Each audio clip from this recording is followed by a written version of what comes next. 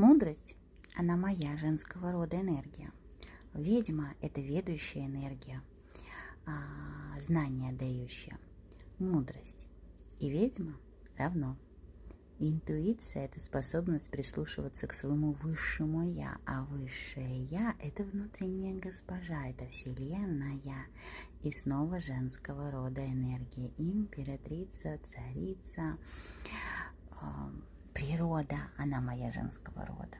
Поэтому интуиция, ведьма и императрица – это все женского рода. Энергия – это счастье, это удача, и это благополучие, это внутреннее исцеление, когда человек перестает осуждать себя и начинает себя принимать, свое внутреннее солнышко проявлять.